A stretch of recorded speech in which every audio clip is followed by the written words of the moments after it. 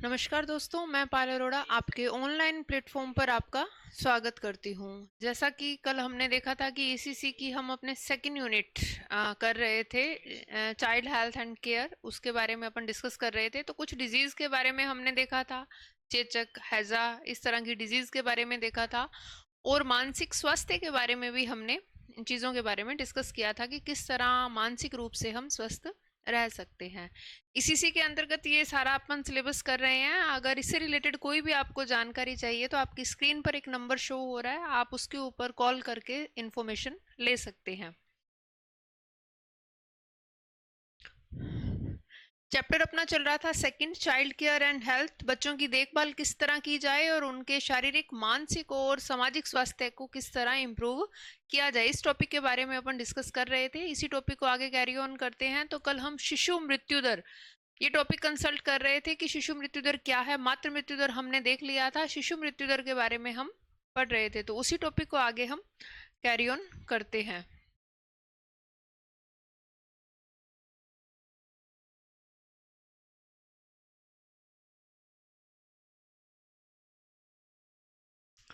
शिशु मृत्यु दर को पढ़ रहे थे, इन्फेंट मोर्टेलिटी रेट, आईएमआर जिसको हम बोलते हैं। हमने इसके बारे में डिस्कस करना था कि 1 वर्ष से कम उम्र में मरने वाले बच्चों की संख्या को, अगर टोटल जितने भी बच्चे हैं उन्होंने जन्म लिया है उसी वर्ष के अंदर, ध्यान रखना इसके अंदर एक बात जरूरी है कि 1 वर्ष के अंदर अंदर उसके बारे में बात की जानी है। तो 1 वर्ष के अंदर जितने भी बच्चों ने जन्म लिया और उसी वर्ष के अंदर 1 वर्ष से कम उम्र में मरने वाले बच्चों की संख्या को अगर 1000 से हम मल्टीप्लाई कर देते हैं तो हमारे पास आईएमआर रेट आ जाती है। तो यानी प्रति 1000 जीवित जन्मों पर बच्चे जितने भी प्रति 1000 बच्चे जितने जन्म लिए हैं, कितने शिशुओं की मृत्यु हुई है, उसके द्वारा हम आईएमआर को प्रदर्शित कर सकते हैं।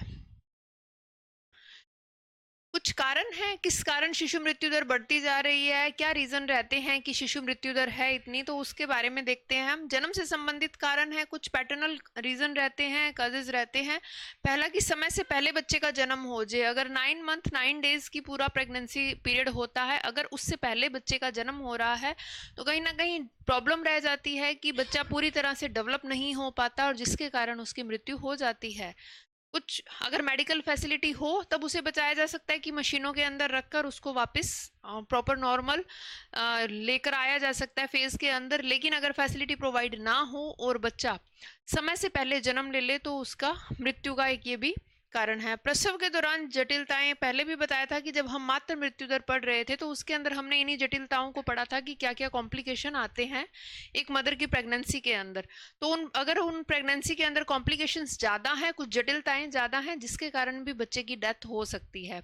कम वजन का बच्चे का जन्म होना, अगर माँ को पूरी तरह से पोषण नहीं मिल पाया है, माँ को पूरी तरह vitamin, minerals, folic acid, iron, इन चीज़ों की कमी रह गई है तो बच्चे के वेट के अंदर भी कमी रह जाती है, बच्चे का वजन प्रॉपर नहीं रह पाता और कम वजन के कारण भी कई बार बच्चे की मृत्यु हो जाती है। कई बार मेडिकल फैसिलिटी ना होने के कारण संक्रमण का इशू भी हो जाता है, इन्फेक्शन का इशू रह जाता है। बच्चे को जन्म लेते ही अगर उसके ब्लड के अंदर कोई संक्रमण हो गया है, कुछ इन्फेक्शन हो गया है, तो उसके कारण कई डिजीज हो जाती हैं। जैसे हमने हैजा को पढ़ा, चेचक को पढ़ा, ये डिजीज हमने पढ़ी भी हैं। तो ये रीजन भी अगर आ रहे हैं सामने तब भी कहीं ना कहीं बच्चे की डेथ हो जाती है। संक्रमण के अंदर अगर बच्चे को निमोनिया हो गया और उसका प्रॉपर ट्रीटमेंट नहीं मिलता तब भी बच्चे की डेथ हो सकती है। बच्चे को डायरिया या हैजा हो गया है, बच्चे को सेप्सिस, सबसे बड़ी प्रॉब्लम ये रहती है जब मेडिकल फैसिलिटी प्रोवाइड नहीं होती, सेप्सिस, खून के अंदर बच्चे के संक्रमण हो जाता है, ब्लड के अंदर बच्चे के इन्फेक्शन हो जाता है, जिसके कारण बच्चे की डेथ हो जाती है। बच्चे की मृत्यु का ये भी कारण बन सकता है। तो बच्चे की मृत्यु के कारण हमने जन्म से संबंधित देखे कि समय से पहले अगर बच्चे का जन्म हो गया है तब भी प्रॉब्लम आ जाएगी, और प्रसव के दौरान अगर कुछ कॉम्प्लिकेशन ज्यादा है तब भी बच्चे की डेथ हो सकती है। बच्चे का वजन का कम होना, तो ये भी रीजन रहता है शिशु मृत्यु दर का। संक्रमण, इन्फेक्शन की बात करें तो अगर ब्लड में इन्फेक्शन हो गया है वहां पर रीजन रहता है। बच्चे को डायरिया या हैजा हो गया है तब भी प्रॉब्लम रहती है। निमोनिया हो जाता है, अगर ट्रीटमेंट नहीं मिल पाए तब भी शिशु मृत्यु दर बढ़ जाती है। पोषण संबंधी कारणों की बात करें, जब हमने मातृ मृत्यु दर की बात की थी तो वहां पर पोषण के बारे में हमने डिस्कस किया था कि पोषण क्या है, कि किस तरह एक मदर को इस टाइम पीरियड के अंदर ज्यादा भोजन की और स्वस्थ भोजन की आवश्यकता होती है। तो अगर इसकी पोषण की कमी रह जाए तब भी बच्चे के ऊपर बुरा असर पड़ता है। सबसे पहले पोषण संबंधी कारणों में न्यूट्रिशन फैक्टर के अंदर हम देखेंगे कुपोषण, मतलब पूर्ण रूप से भोजन नहीं मिल पा रहा, जितने कार्बोहाइड्रेट्स चाहिए, जितनी वसा चाहिए, जितना प्रोटीन चाहिए, जितना फाइबर चाहिए, वो बच्चे को प्रॉपर मिल नहीं पाता, जिसके कारण भी बच्चा जो है पूरी तरह डेवलप नहीं हो पाता। और डेवलप नहीं होने के कारण रीजन रह जाता है कि कहीं ना कहीं बच्चे की डेथ हो जाती है। माँ को गर्भावस्था में उचित पोषण न मिलना, वही बात आ गई है, माँ को गर्भ अवस्था में उचित पोषण ना मिलना। गर्भाकाल के दौरान अगर माता का पूरा ध्यान नहीं रखा जाए तो बच्चों को पोषण नहीं मिल पाता, और जिसके कारण वो पूरी तरह से डेवलप नहीं हो पाते, और डेवलप नहीं होने के कारण या तो उनका वेट कम हो जाता है, खून की कमी हो जाती है, कोई और डिजीज हो जाती है, निमोनिया और पीलिया, इस तरह की बीमारियां हो जाती हैं, जिसके कारण बच्चा पूर्ण रूप से डेवलप नहीं हो पाता, और डेवलप नहीं होने के कारण उसकी डेथ हो जाती है। केवल स्तनपान न करवाना, नहीं, जब स्तनपान नहीं करवाया जाता तब भी बच्चों के अंदर इन्फेक्शन का इश्यू हो जाता है। अगर मदर के द्वारा फीडिंग सही टाइम पर और सही तरीके से करवाई जाए तो बच्चे का पोषण का जो स्तर है वो अप हो जाता है। लेकिन अगर स्तनपान नहीं करवाया जाए, फीडिंग नहीं करवाया जाए, तो बच्चे में इन्फेक्शन के चांसेस ज्यादा रहते हैं, क्योंकि मदर का दूध जो होता है, माता का जो दूध है, वो रोग प्रतिरोधक क्षमता बच्चे में पैदा करता है। और अगर बच्चे को वो नहीं करवाया गया तो बच्चे के अंदर, बच्चे का जो इम्यून सिस्टम है वो थोड़ा वीक हो जाता है, और कई बार ऐसा होता है कि इतना वीक ज्यादा हो जाता है कि बच्चे की मृत्यु भी हो जाती है। सामाजिक और पर्यावरणीय कारणों की बात करें कि सोसाइटी किस तरह और एनवायरनमेंट किस तरह रिस्पॉन्सिबल है इन चीजों के लिए। स्वच्छ पानी की और सफाई की अगर कमी है, क्योंकि उस टाइम पीरियड के अंदर इन्फेक्शन के इश्यूज ज्यादा रहते हैं, क्योंकि माता का भी ब्लड लॉस हुआ है, बच्चे ने भी जन्म लिया है, तो उस टाइम थोड़ी साफ सफाई का ज्यादा ध्यान रखना पड़ता है। अगर उस टाइम पीरियड के अंदर साफ सफाई का और स्वच्छता का ध्यान नहीं रखा जाता तो उन चीजों से इन्फेक्शन के इशू हो जाते हैं, और वो इन्फेक्शन इतना ज्यादा हाई लेवल का हो जाता है जिसके कारण माता की मृत्यु और बच्चे की मृत्यु दोनों ही हो सकती हैं। स्वास्थ्य सेवाओं की कमी, अगर हॉस्पिटल, मेडिसिन, इन चीज़ों की कमी है तब भी बच्चे की मृत्यु होने पॉसिबल है, क्योंकि ये मात्र मृत्यु दर के अंदर हमने इन चीज़ों के बारे में देखा था कि अगर मेडिकल फैसिलिटी पूरी तरह से प्रोवाइड नहीं हो पाती हैं तो भी रीजन रह जाता है कि बच्चे की मृत्यु हो जाती है और माता की भी मृत्यु हो जाती है। तो प्रॉपर वैक्सीनेशन का होना, मेडिकल फैसिलिटीज का होना, ये चीजें जरूरी हैं इन बच्चों को बचाने के लिए। गरीबी और अशिक्षा, बच्चों के जन्म लेते ही अगर वहां पर ऐसी चीजें हैं कि वहां पर गरीबी इतनी है कि फाइनेंशियली चीजें सपोर्ट नहीं कर पा रही हैं, और अशिक्षा है, मतलब बच्चों, वहां पर जो पेरेंट्स हैं, आसपास की सोसाइटी है, वो इतना एजुकेटेड नहीं है, उनको इन बारे में नॉलेज ही नहीं है, तब भी कहीं ना कहीं ये चीजें फेस करनी पड़ सकती हैं, क्योंकि अशिक्षा के कारण, नॉलेज ना होने के कारण प्रॉपर मेडिकल फैसिलिटी प्रोवाइड नहीं हो पाती, और मेडिकल फैसिलिटी प्रोवाइड नहीं होने के कारण बच्चे की मृत्यु हो जाती है। कुछ समाज इस तरह का रह जाता है कि शिक्षा के अभाव के अंदर नॉलेज नहीं होता कि किन चीज़ों को किस तरह डील करना है, वो अलग तरीकों से डील करते हैं, जिसके कारण ये चीज़ें फेस करनी पड़ जाती हैं। क्या क्या तरीके हैं जिनके द्वारा शिशु मृत्यु को हम रोक सकते हैं, क्या क्या तरीके हैं जिनके द्वारा इनको कम किया जा सकता है? शिशु मृत्यु को रोकने के उपाय, सबसे पहले जो मातृ मृत्यु दर को रोकने के उपाय हमने किए थे सेम वही रहते हैं, क्योंकि माता के गर्भ में ही बच्चे ने जन्म लेना है, माता के गर्भ से ही बच्चा जन्म लेगा, और अगर माता को वो फैसिलिटी मिल रही है तो बच्चा भी पोषित होगा। तो जो मातृ मृत्यु दर के अंदर हमने चीजें पढ़ी थी वही चीजें हम यहाँ पर देखते हैं।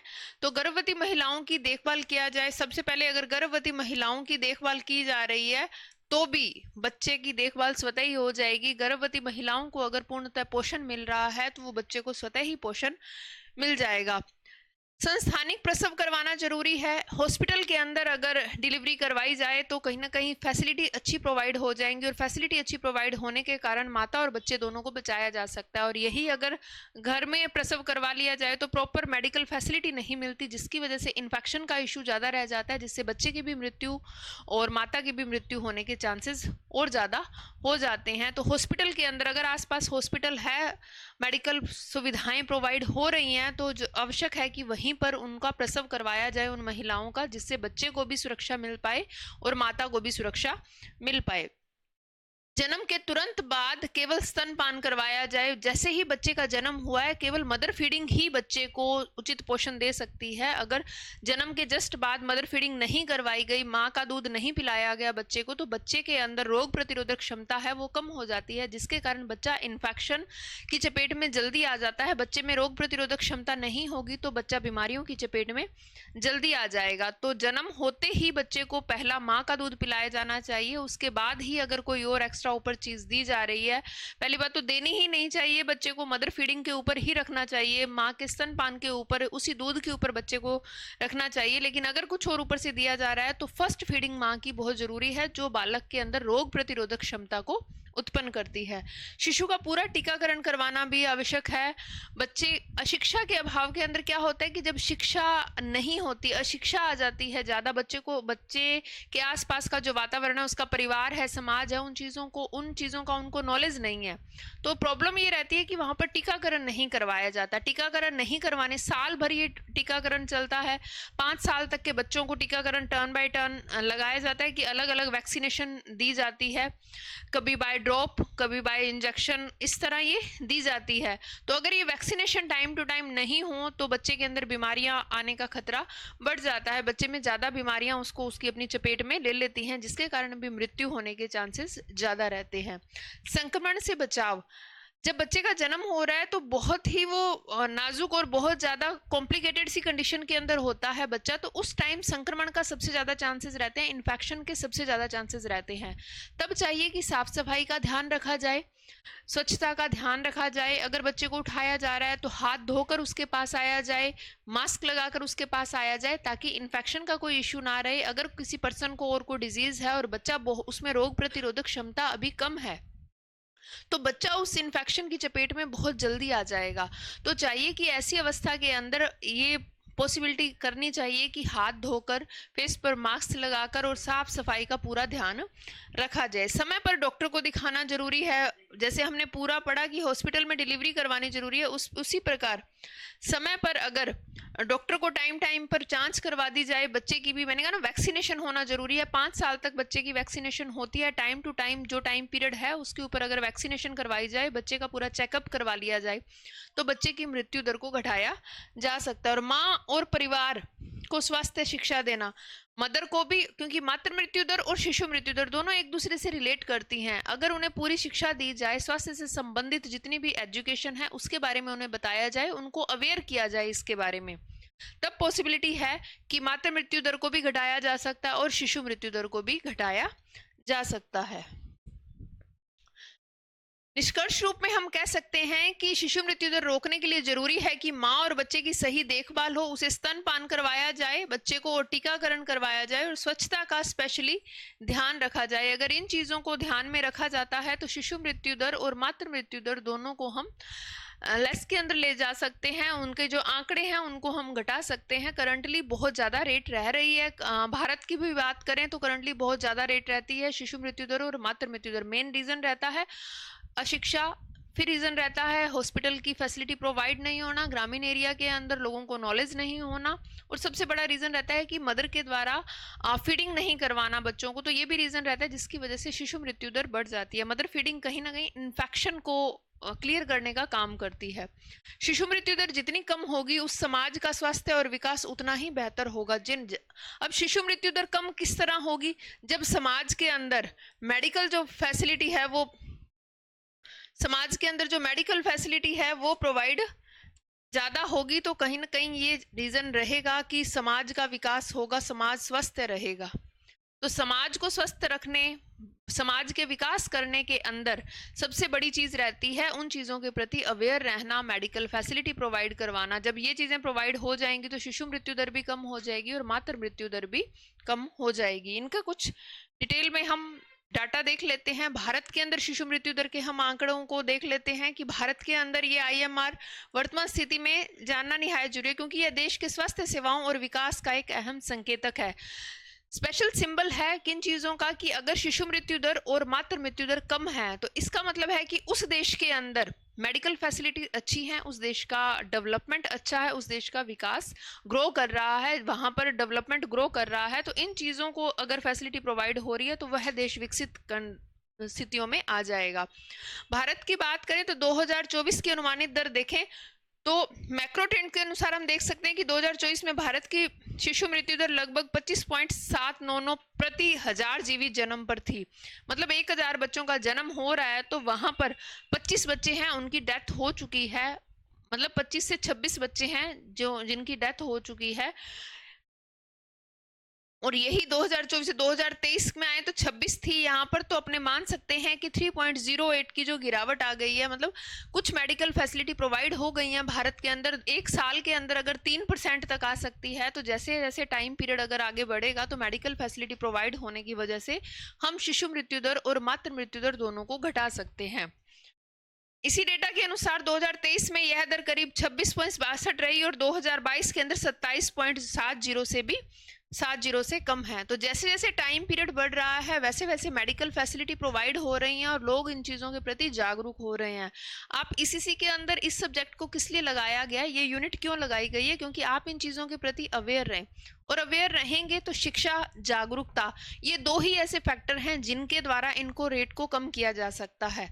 अगर आप जागरूक नहीं होंगे, आपके अंदर इन चीज़ों की शिक्षा अवेलेबल नहीं होगी, आपको इनकी एजुकेशन नहीं दी जाएगी, तो इनके प्रति आप अवेयर नहीं रह पाएंगे। तो इसी वजह से आजकल हर कंपटीशन एग्जाम के अंदर मनोविज्ञान के अंदर भी बाल शिक्षा, बाल मनोविज्ञान, मानसिक स्वास्थ्य, इनको ऐड किया गया है, जिसके कारण ही लोग अवेयर हो गए हैं कि आपको क्या क्या चीज़ों की ज़रूरत है, किस टाइम कहाँ पर किस तरह मानसिक रूप से डील किया जा सकता है। ईसीसी के अंदर इसी रीजन से इस सब्जेक्ट को ऐड किया गया, क्योंकि आप एक क्रैच के अंदर पढ़ाएंगे। अगर आप ईसीसी सर्टिफिकेट लेते हैं तो आपने गवर्नमेंट हॉस्पिटल के अंदर नर्सिंग का छोटे बच्चों को, आंगनवाड़ी के अंदर बच्चों को, उनको आपने देखभाल करनी है, उन बच्चों को आपने पढ़ाना है। तो उन बच्चों के जो कुपोषण का जो है, बच्चे अगर कोई कुपोषित है उनको किस तरह बेस्ट फूड दिया जाए, किस तरह उनको विटामिन और हेल्दी फूड प्रोवाइड करवाया जाए, विटामिन, प्रोटीन, कार्बेज, वो सारे फिक्स किए जाएं। तो अगर आपको इन चीज़ों के बारे में पता होगा तभी आप वो चीज़ें अवेलेबल करवा पाओगे। इसी वजह से इस यूनिट को इस सिलेबस के अंदर ऐड किया गया है। यूनिसेफ ने भी कुछ डेटा हमें दिया है। यूनिसेफ की रिपोर्ट के अनुसार राष्ट्रीय स्तर पर शिशु मृत्यु दर लगभग 24 प्रति हजार जीवित जन्म के आसपास बताई गई है। कि पूरे अगर अपने बात करें राष्ट्रीय स्तर की, पूरे राष्ट्रीय स्तर की बात करें तो शिशु मृत्यु दर लगभग 24 प्रति हजार जीवित बच्चों के ऊपर है। कि अगर पूरे देश की बात करें तो 1000 बच्चे हैं, उनके प्रति 24 बच्चों की डेथ आज भी हो रही है। तो इसका मतलब कि अभी भी हमारे पास सारी फैसिलिटी प्रोवाइड नहीं है। जिस तरह भारत को पोलियो मुक्त कर दिया गया है, अभी हमने कई डिजीज पढ़ी, उसके अंदर भी कई गवर्नमेंट फैसिलिटी प्रोवाइड हुई, वैक्सीनेशन हुआ, जिसके कारण जैसे अब चेचक मुक्त हो चुका है, किसी को चेचक नहीं होता, किसी को पोलियो नहीं होता, तो वैक्सीनेशन एक सबसे बड़ा तरीका अपनाया गया था। तो अगर आज भी भारत में अगर 24 शिशु मृत्यु दर हो रही है तो इसका मतलब मेडिकल फैसिलिटी की कहीं ना कहीं कमी है। 2025 का भी अगर हम अनुमान देखें तो 2025 में यह दर कम होकर लगभग 24.98 प्रति हजार व्यक्तियों के जन्म रह सकती है। एक आइडिया दिया कि इतना रह सकती है। अभी 24 है, 1000 बच्चों के पीछे अभी भी 24 बच्चे ऐसे हैं जिनको पूरी मेडिकल फैसिलिटी प्रोवाइड नहीं होती, पूरा माता को पोषण प्राप्त नहीं होता, जिसके कारण बच्चों की डेथ हो जाती है।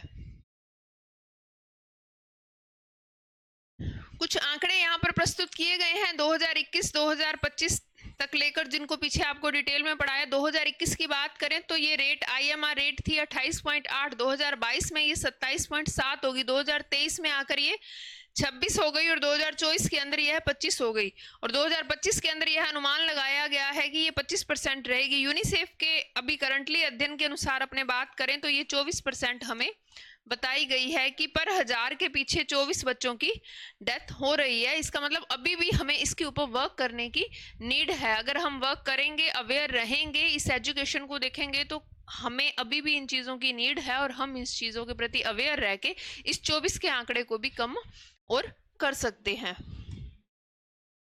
भारत में शिशु मृत्यु दर के राज्य स्तर के ऊपर आंकड़े देखें तो एमपी की बात करें तो IMR रेट यहाँ पर 40 है।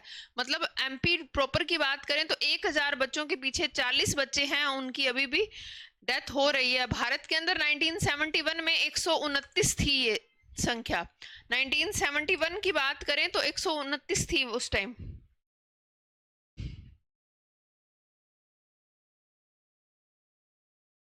तब तक मेडिकल फैसिलिटी प्रोवाइड नहीं थी। देखो 1971 से लेकर 2021 तक जब हम आ गए हैं तो वो रेट देखो कितनी बढ़ गई है। देखो यहाँ पर 129 थी तो हमने मेडिकल फैसिलिटी प्रोवाइड करवाते करवाते इसको 27 पर ले आए हैं। तो आने वाले टाइम जो पीरियड होगा 2025 का आपने बताया, यूनिसेफ का आपको भी बताया कि 24 तक पहुंच गए हैं। तो हमें और अवेयर इसके बारे में होना चाहिए। और ये 24 की रेट हम 0 पर जब लेकर आ जाएंगे तो इट्स मीन भारत के अंदर मेडिकल फैसिलिटी इतनी प्रोवाइड है कि यहाँ पर ना तो शिशु मृत्यु दर है और ना ही मातृ मृत्यु होती है, ना ही शिशु मृत्यु होती है। यहाँ पर टोटल मेडिकल फैसिलिटी प्रोवाइड है और किसी प्रकार की अशिक्षा नहीं है हमारे भारत के अंदर जब हम इस रेट को 0 पर ले आएंगे। निष्कर्ष रूप में हम कह सकते हैं कि भारत में शिशु मृत्यु दर में निरंतर गिरावट देखी जा रही है, भारत के अंदर हो रही है। देखो पहले कहां पर 1971 के आंकड़े हम देखें और आज 2025 के आंकड़े देखें तो इसको हम बहुत कम ले आए हैं। जहां पर इतना था और वहां पर आज हम 24 तक पहुंच गए हैं। निरंतर गिरावट देखी जा रही है। 2021 से 24 तक भी लगभग 28.8 से घटकर ये 25 हो गई है प्रति 1000 बच्चों के पीछे। यूनिसेफ के आंकड़ों में के अनुसार यह दर करीब 24 ही है। राज्यों में अंतर स्पष्ट है, कुछ राज्यों में ज्यादा है और कुछ राज्यों में कम है। राज्यों के बेस के ऊपर अगर देखें तो एमपी के अंदर हमने अभी देखा कि 40 तक है।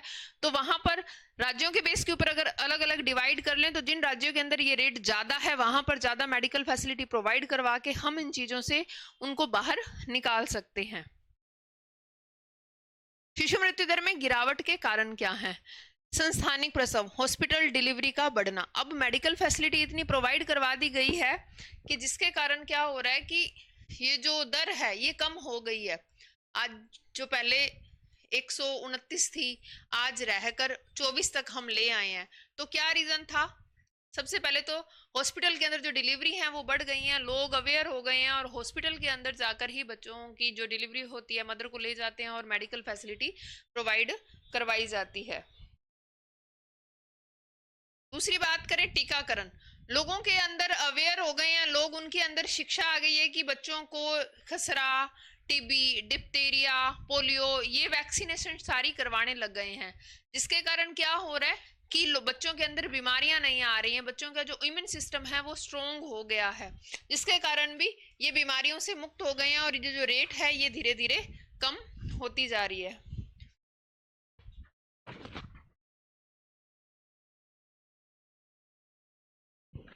नेक्स्ट बात करें, स्तनपान को बढ़ावा दिया गया है। मदर फीडिंग की जो वैल्यू है उसको बताया गया है, लोगों को अवेयर किया गया है कि मदर फीडिंग कितना इंपॉर्टेंट रहता है एक बच्चे के लिए, बच्चे के इम्यून सिस्टम को स्ट्रॉन्ग करने के लिए कितना इंपॉर्टेंट रहता है। जन्म के पहले 6 महीने तक केवल माँ का दूध देने से संक्रमण और कुपोषण कम हो जाता है। जो इन्फेक्शन का इश्यू है, अगर बच्चे को ऊपर का कुछ फूड दिया जाए तो वो इन्फेक्शन के चांसेस बढ़ जाते हैं, और अगर मदर फीडिंग दी जाए, माँ का दूध दिया जाए, स्तनपान करवाया जाए तो बच्चे में जो इन्फेक्शन है वो उसकी रेट कम रहती है और बच्चे का जो हेल्दी फूड जिसको हम बोलते हैं वो माँ के दूध के अंदर इतना हेल्थी होता है सब कुछ कि भाई बच्चे को किसी और एक्स्ट्रा चीज की आवश्यकता नहीं होती। तो माँ को और बच्चों को दोनों को और समाज को इन बातों के लिए अवेयर किया जाता है कि स्टार्टिंग के जो 6 महीने हैं केवल माँ का दूध ही वहां पर पिलाया जाए।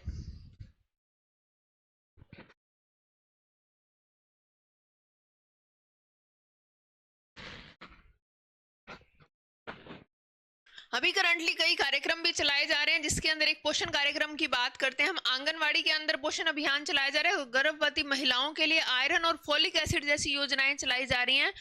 आंगनवाड़ी की जो बहनें होती हैं वो अक्सर जाती हैं घर घर के अंदर, और अगर कोई लेडी प्रेग्नेंट है तो उसके लिए फोलिक एसिड की और आयरन के जो सप्लीमेंट्स हैं वो दिए जाते हैं, जिसके कारण माँ के अंदर आयरन और फोलिक एसिड की कमी ना रहे, जिससे बच्चों को भी पोषण मिल पाए और बच्चों को भी माँ के जरिए पोषण जब मिलेगा तो उसके साथ बच्चे की जो शिशु मृत्यु दर है वो कम हो जाएगी और मातृ मृत्यु दर भी हमारे कम हो जाएगी। तो अभी ये जो ईसीसी का प्रोग्राम आप तैयार कर रहे हो तो आंगनवाड़ी के अंदर इन्हीं के रूप में आप लोगों ने भी एज ए टीचर वहां बनना है, तो आप भी इन्हीं चीजों को कैरी ऑन करोगे तो लोगों को जागरूक करोगे तो ये शिशु मृत्यु दर को आप भी कम करने में अपना रोल प्ले कर सकते हो।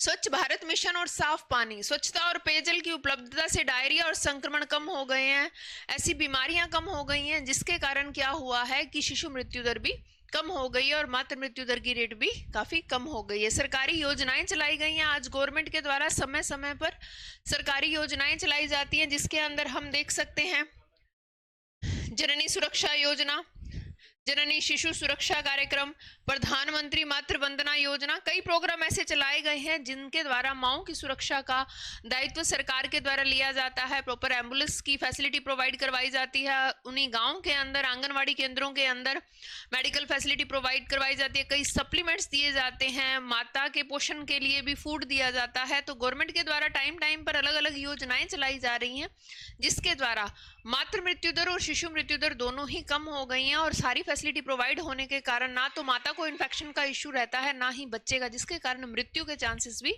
कम हो जाते हैं। गर्भावस्था के दौरान मां की अगर सही देखभाल हो, तब भी समय पर प्रसव जांच हो जाए, अल्ट्रासाउंड ब्लड टेस्ट वगैरह किए जाए, तब भी शिशु मृत्यु दर को कम कर सकते हैं।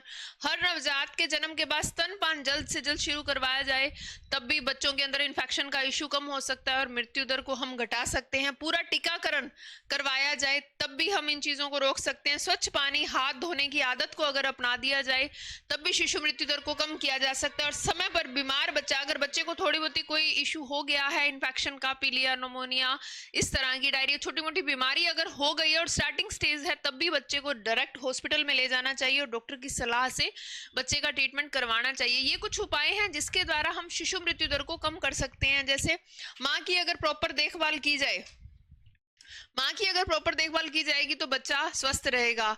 टाइम टाइम पर प्रसव की जांच करवा दी जाए, अल्ट्रासाउंड ब्लड टेस्ट करवा दी जाए, तो बच्चे का जो वजन है उसके बारे में भी चेक हो जाएगा। बच्चे के ब्लड के अंदर अगर कोई इन्फेक्शन है तो उसके बारे में भी चेक किया जा सकता है। बच्चे की पूरी कंडीशन को अल्ट्रासाउंड के माध्यम से हम चेक कर सकते हैं। बच्चे के जन्म के बाद पूरा का पूरा टीकाकरण और गर्भावस्था के दौरान माँ का जो टीकाकरण है, माँ को जिन जिन न्यूट्रिएंट्स की नीड है, प्रोटीन चाहिए, वसा चाहिए, फाइबर चाहिए, फॉलिक एसिड चाहिए, आयरन चाहिए, उनके बारे में भी अगर माँ को अवेयर करके उन चीज़ों को अवेलेबल करवाया जाए, तब भी मातृ मृत्यु दर और शिशु मृत्यु दर को हम घटा सकते हैं। कुछ आदतें डाल दी जाएं, स्वच्छ पानी पीने की और हाथ धोने की आदत होगी तो इन्फेक्शन का इश्यू कम होगा। और अगर कोई बच्चा छोटा ही है, अभी 1 साल, क्योंकि शिशु मृत्यु दर में हम 1 साल की ही बात करते हैं बच्चे की, 1 साल के अंदर अंदर अगर बच्चा स्वस्थ रह रहा है तो वो आगे भी स्वस्थ रहेगा। तो इस टाइम पीरियड के अंदर अगर बच्चा थोड़ा सा भी बीमार हो रहा है तो डॉक्टर की जो फैसिलिटी है, हॉस्पिटल की फैसिलिटी बच्चे को प्रोवाइड करवाई जाए और समय समय पर डॉक्टर की जांच करवाई जाए, तब भी हम शिशु मृत्यु दर को कम कर सकते हैं। हैजा, मानसिक स्वास्थ्य और शिशु मृत्यु दर, ये आपस में जुड़े स्वास्थ्य से संबंधित मुद्दे हैं। हमने 3 चीजों को पढ़ा इस टॉपिक के अंदर। इससे पिछले टॉपिक के अंदर हमने चेचक जैसी बीमारियां, मानसिक स्वास्थ्य, शारीरिक स्वास्थ्य और सामाजिक स्वास्थ्य को भी हमने पढ़ा था। तो इस लेसन के अंदर हमने हैजा, मानसिक स्वास्थ्य और शिशु मृत्यु दर, जिन तीनों को पढ़ा। ये सारी की सारी स्वास्थ्य से जुड़े हुए हैं। इनकी रोकथाम किस तरह की जाए, इसके प्रति अवेयर कैसे रहा जाए, और सरकार की जो जितने भी गवर्नमेंट की जो फैसिलिटी है उनके बारे में अगर बात करनी है तो उनके बारे में भी इनको किस तरह नियंत्रण किया जाए, इन चीजों के बारे में हमने देखा था। तो स्वच्छता, टीकाकरण, पोषण और मानसिक संतुलन स्वस्थ समाज की एक इक्वेशन के रूप में अगर हम देखें तो अगर स्वच्छता है, टीकाकरण है, पोषण पूर्ण रूप से मिल रहा है और मानसिक संतुलन है, तो हम स्वस्थ समाज का निर्माण कर सकते हैं। तो इनडायरेक्टली हम कह सकते हैं कि स्वच्छ समाज के निर्माण के लिए किन चीजों की आवश्यकता है। समझ समाज के निर्माण के लिए स्वच्छता, टीकाकरण, पोषण और मानसिक संतुलन, अगर ये चीजें बैलेंस में आ रही हैं तो हम स्वस्थ समाज का निर्माण कर सकते हैं। आज का क्लास इतना ही रहेगा। नेक्स्ट क्लास में मिलते हैं 3rd यूनिट के अंदर। Thank you.